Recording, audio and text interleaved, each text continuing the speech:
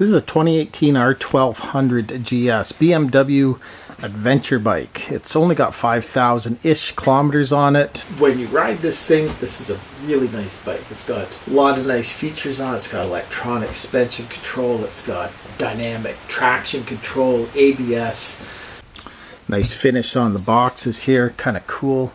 Tour tech. A little bit spendy, this motorcycle. It is eye candy though, no doubt about it. It's pretty cool to look at and it's pretty cool to ride. They're certainly not maintenance free, and it's something you want to maintain because they're worth a few bucks, right? They're not cheap bikes. I looked at the new BMW K1300 and they're selling for Canadian dollars, about $39,000 Canadian dollars this year at the dealership, which is about, I don't know, about $1,500 American. Nice little bike. For sure. Not little, massive actually. It's quite the barge. It's nice to ride. It's really posh. Don't get me wrong. I like it. It's a big bike. You're on your tippy toes. I'm almost 6 foot and I'm on my tippy toes trying to, roll it back on dry pavement. And it's a bit of a struggle, to be honest. There we go. It's got a little fob in the tank. Pretty cool. This is, by the way, $400. That one is $1,200, I believe. Yeah, it's $1,200 for that thing. Contains your speedometer, fuel level, all those important things. Look at that, it's $562 for the automatic locking push button thing here. What happens when all these things start failing? That's the question, because they don't last forever. A lot of manufacturers discontinue parts between 7 to 11 years after the date of manufacture. This has telematics on it. It has electronic suspension control, dynamic traction control, ABS. It has a bunch of other things on here. It seemed pretty fallible to me. You can get an app, you attach your phone to the telematics unit, I believe it is. And then you can, through these little crazy switch gears, and very cheap kind of plastic. I feel like almost if you grabbed onto this, you could probably just twist it right off the bars. I'm not going to, because these are about $500 each. And then it has a little scroll pad thing there and the menu. Very nice, very nice. So you can adjust things, etc. Anyways, that's kind of typical techie BMW stuff for sure. The fob here, and you have to have this present and then for the motorcycle to work.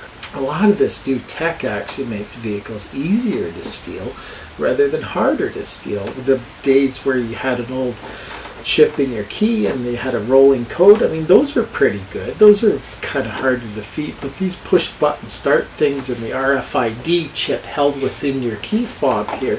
One of the things you should consider with your key fob is you should buy something called a Faraday cage and put it in the Faraday cage, and it's just a little sachet. You put it in, you close it, and it prevents the transponder from broadcasting that RFID chip that's in the transponder. It's a chip that's very popular and has been around for a long time. It's basically what Bluetooth is based on. And so your RFID chip broadcasts a signal. Well, that can be intercepted even outside your home, and owners of more expensive cars should know this with the Audis and the Mercedes, and all the equipment required to steal those high-end vehicles are available on Amazon and eBay, oddly enough. What should you look for with these bikes? It's only got 5,000 kilometers on it. It's about 5-6 years old, say, right? So it's about 1,000 kilometers a year, 800 kilometers a year, something like that. What should you look for? Fortunately, these things came with a center stand, so that's very nice.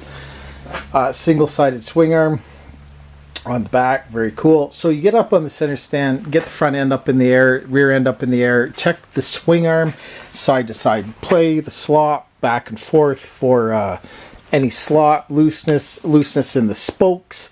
Like, even though it's only got 5,000 kilometers on it, don't assume anything, especially if it's used bike, new to you sort of bike. Any looseness in the frame, front end, get the front end up in the air, get it up on the center stand. We have a telelever front end with actually a wishbone fork on the front, and the shock's connected to that, and that's what controls the dampening. the spring action on the front, and then the forks are just regular pneumatic forks, telescoping forks, but they don't have any springs inside, so the big shock on the front takes up all the slack. So my point with all that blurb is that when these things get into an accident and you bend up that front end just a little bit, it gets tweaked pretty easy, and it's hard to sort out. You need the whole wishbone, and you need the forks and the triple trees, and you know, it gets expensive and complicated fairly quickly. And that's why it's important that if you buy one of these things, you get it looked over, a secondhand version, and make sure the front end's straight and everything's kosher on it. Because if it's not, nightmare. It can be just an absolute nightmare. So get it up on the stand, check it out. Look for any leaks, coolant leaks, especially around the fittings here where the hoses meet. Any oil leaks, particularly around this differential. This differential doesn't hold much oil at all, and they're quite expensive to fix. He did have a problem for a while with the R1200 series motorcycles and the rear differentials. He had a skinny little bearing in there and not much oil really. So if you ever driving down the road on one of these, or any bike actually with a shaft drive, you probably aren't aware of this, but that differential gets pretty damn hot to the touch. If you stop after, you know, 100-kilometer ride, give it a feel next time. Put your fingers on it. You'd be pretty surprised how hot these things get.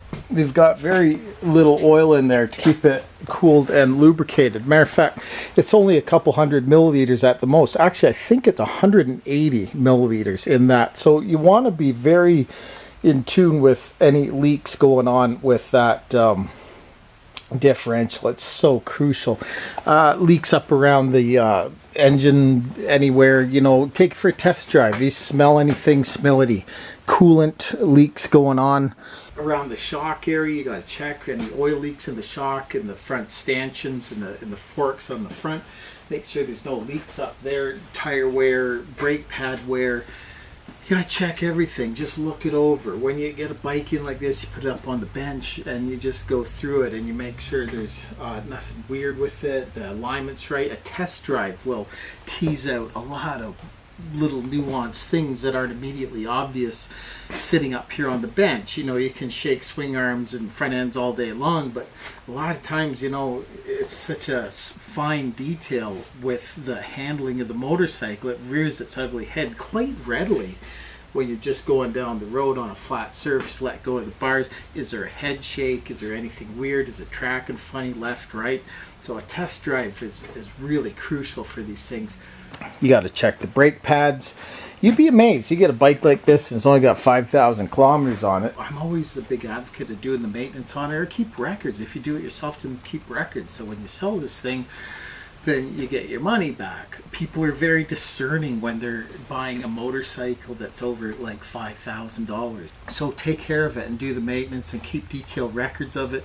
And if there's any warranty recalls, of course, call the dealer, give them a ring and give them your VIN number. And if there's any warranties or recalls, they can tell you whether that's been taken care of or not. This thing doesn't even have an OBD2 port on it. Still can't plug a basic scanner into this thing. You need to buy the OBD2 Bluetooth link and then download an app, and Triumph is like this as well. Harley's now into it, and then Polaris off-road products are the eager for you to hook up your smartphone to the vehicle. Make sure the bars are not crooked, it has been an accident. So these are expensive bikes, so they're worth fixing. A lot of people, you know, wouldn't just throw this in the garbage, they would fix it. And the problem is the parts are so proprietary and expensive that, you know, they get bodged together, and it's a minefield out there. So service history, owner history, Carfax, do the relevant checks. But anyways, these are nice bikes. I really like them.